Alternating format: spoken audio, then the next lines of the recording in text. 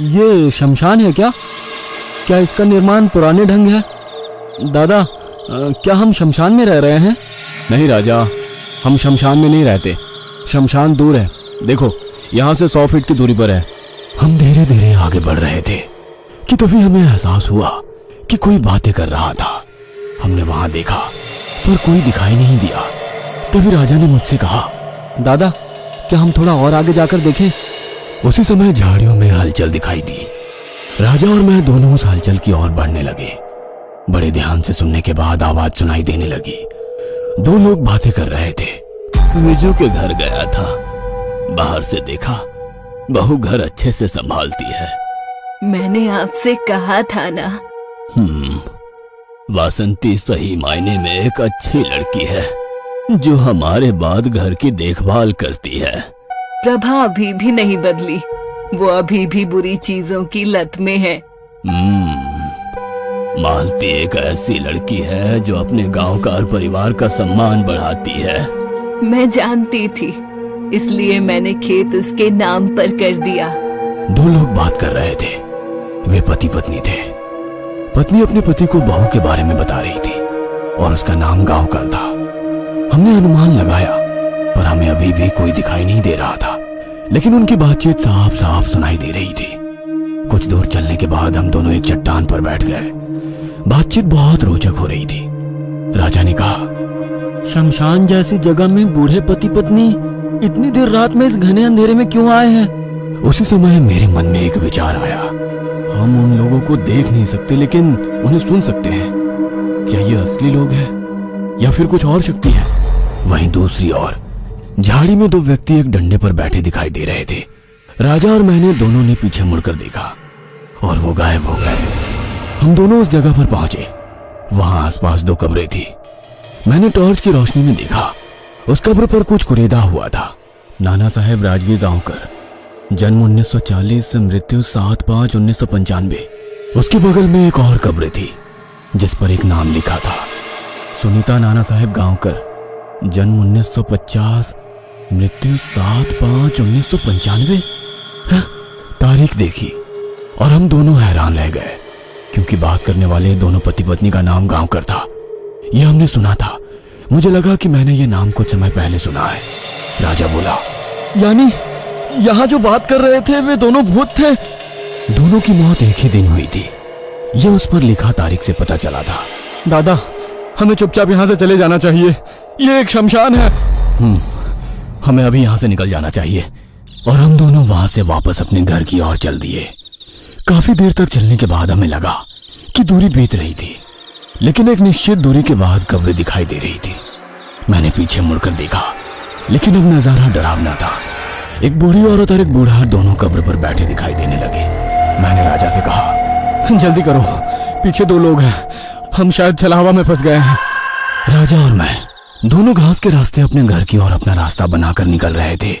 जब घास खत्म हो जाती तो कब्रें फिर से दिखाई देती और पीछे मुड़कर देखता तो 2 बूढ़े कब्रों पर बैठे दिखाई देते थे।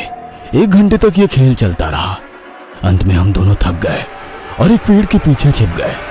वहीं हमने बाकी 2-3 कब्रों को थोड़ा हिलते हुए देखा। वो भी बोल रही थी, अगर आपने माँ और पिताजी की बात सुनी होती तो ऐसा नहीं होता। माँ और पिताजी की वजह से ही हमारी जान गई है, ये भूल मत मालती। इस बातचीत को सुनने के बाद मुझे एहसास हुआ कि ये इस गांवकर परिवार का बेटा और बहू है, लेकिन कब्र की बात करना मन को रास नहीं आई। राजा उतना डरा हुआ था कि उसे समझ नहीं आ रहा था कि क्या करे। वह कानों में उंगलियां डालकर बैठा और कहा, मुझे कुछ सुनना नहीं है। दादा, भूत हर जगह है और हम वही कर रहे हैं। इस शमशान से निकलने के लिए कुछ तो करो। हम अजीब चक्र में फंस गए हैं। इसे छलावा कहते हैं। इस समय को बीत जाने दो, फिर मौका मिलते ही हम यहाँ से निकलेंगे। 2 घंटे बीत चुके थे। हम कितना भी चले, हम उस कब्र के पास से पहुंच जाते थे। हमने मालती और उसके पति और उसकी सास की बातचीत सुनी थी। ये सोचकर कि समय समाप्त हो गया होगा, मैं चलने लगा। कुछ दूर चलने के बाद मैंने घर देखा। हम अपने घर पहुंचे। घर के लोग इंतजार कर रहे थे। हम दोनों को देखकर उन्होंने कहा, अरे तुम कब से चले आ रहे हो? ट्रक आकर चला भी गया। राजा ने बाबा को गले लगाया और कहा, बाबा, हम दोनों बाल बाल बच गए। हम दूर शौच को चले गए थे। वहाँ बहुत सारी कब्रें हैं। हम एक शमशान में रह रहे हैं। हमने उस जगह पर कई कब्रें देखी। वे आपस में बातें कर रही थी। हमने वहां से निकलने की कितनी कोशिश की, फिर भी हम घूम फिर के वापस वहीं पहुंच रहे थे। हमें वहां बोलने वाली कब्रें दिखी। अरे देर रात को ऐसी अनजान जगह नहीं जाना चाहिए, पर तुम लोग कहाँ मानते हो। चलो अब अंदर चलो। घड़ी में 1 बज रहे थे। हमारे साथ साथ तनु और रानी बहुत डरी हुई थी। हम सब एक साथ ही सो गए। कुछ देर बाद दरवाजे के बाहर से कुछ फुसफुसाहट की आवाजें आने लगी। अब हम सब और भी डर गए। हमने गौर से सुना, बाहर 4 लोगों के बीच बहस हो रही थी। मैंने राजा से कहा कि कुछ देर पहले जो आवाज हमने सुनी थी, ठीक वैसी ही आवाज अब आ रही है। हाँ दादा, तुम सही कह रहे हो। ये मालती और उसके पति की आवाज लग रही है। अब घर में एक एक व्यक्ति की नींद खुलने लगी। ये बाहर से कैसी आवाज आ रही है? कौन बातें कर रहा है? कोई औरत रो रही है, उसे कोई मार रहा है। मेरी छोटी बहन तनु उसी मौके पर खड़ी हो गई। उसने कहा, मुझे बहुत डर लग रहा है, कुछ करो। अब घर के सारे लोग जाग गए और दरवाजे के बाहर कौन है ये देखने आगे बढ़े। पिताजी ने दरवाजा खोला और बाहर का नजारा देख उनके पैरों तले जमीन ही खिसक गई। मैंने अपने पिताजी को देखने के लिए बाहर देखा और मैं भी डर गया। बाहर आंगन में 4 कब्रें दिखाई दे रही थी। चारों कब्रें आपस में चर्चा कर रही थी। वो यहाँ कैसे आई और क्यों, कुछ समझ में नहीं आ रहा था। घर पर हम सब बहुत डरे हुए थे।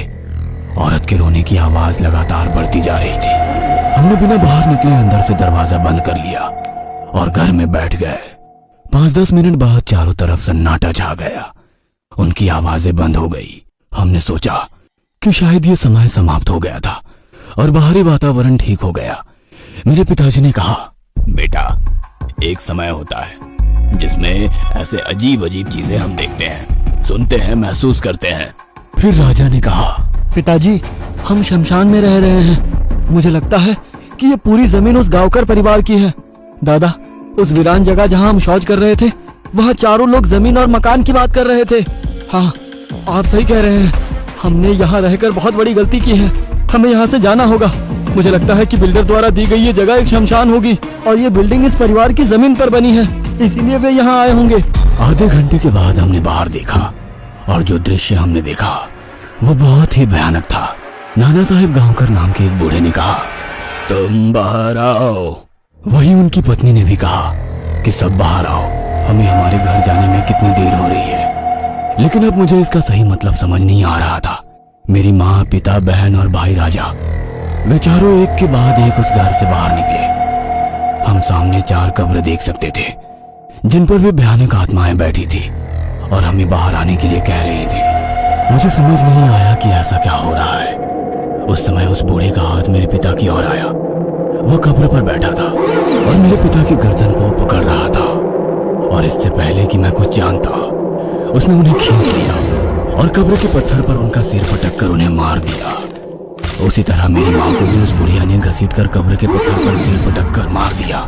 मेरे भाई राजा और मेरी बहन तनु दोनों को भी वे मालती और उसके पति ने इसी तरह मार डाला। हम दोनों पति पत्नी बाहर नहीं गए। मैं वहीं खड़ा था। मेरे घर वालों के शरीर में प्रवेश करके वे आत्माएं घर से दूर चलने लगी। शायद वो अपने घर की ओर जा रहे थे। उनके बाद वो कब्रें भी आंगन से गायब हो गई। मेरे परिवार के चारों सदस्य उस भयानक हादसे में मारे गए थे और मैं कुछ नहीं कर सका। मैं और रानी दोनों रोने लगे।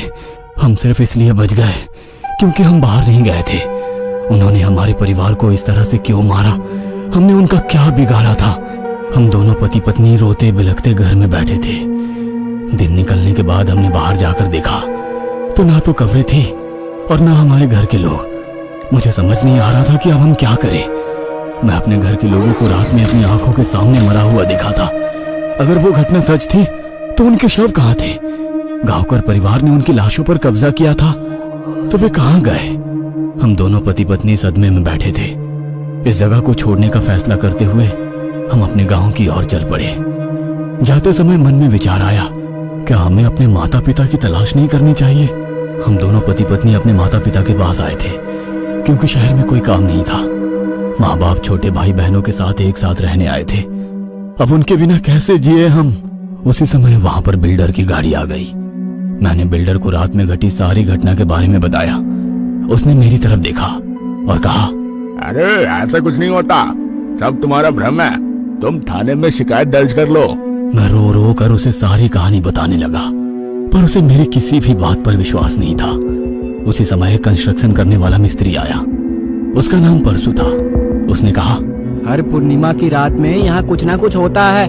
विशाल, मैं आपको एक बूढ़ी औरत के पास ले चलता हूँ, वो आपको इसके बारे में सब बताएगी। मैं मेरी पत्नी और मिस्त्री के साथ बुढ़िया के पास जाने के लिए निकल पड़ा। बड़े से नीम के पेड़ के नीचे एक कुटिया थी। उस कुटिया के बाहर एक बूढ़ी औरत नजर आई। परसू और मैं दोनों जाकर बुढ़िया को प्रणाम किए। बुढ़िया ने मेरे चेहरे की ओर देखा और कहा, तुम बच गए बेटा, तुम्हारा समय नहीं आया था अभी। तुम्हारे माँ बाप के कर्मों की सजा पूरे परिवार को भुगतनी पड़ी। मुझे समझ में नहीं आया कि बुढ़िया ऐसा क्यों बोल रही थी। मैंने बुढ़िया से पूछा कि वास्तव में तुम्हारा मतलब क्या है। बुढ़िया कहने लगी, तुम्हारा बाप नामदेव और तुम्हारी माँ सखूबाई वो एक साहूकार के यहाँ काम करते थे। साहूकार के घर में बार बार वाद विवाद होते रहते थे। तुम्हारे माँ बाप उनके झगड़े सुनते रहते थे। घर में 2 बहुएं थी और 2 बूढ़े पति पत्नी, ऐसे कुछ 6 लोग रहते थे। एक लड़का और उसकी पत्नी खेत बेचकर शहर जाके इस पुराने घर को तोड़कर बड़ी बिल्डिंग बांधकर इसे भाड़े पर देने का सोच रहे थे, पर दूसरा लड़का और उसकी पत्नी यहीं रहना चाहते थे।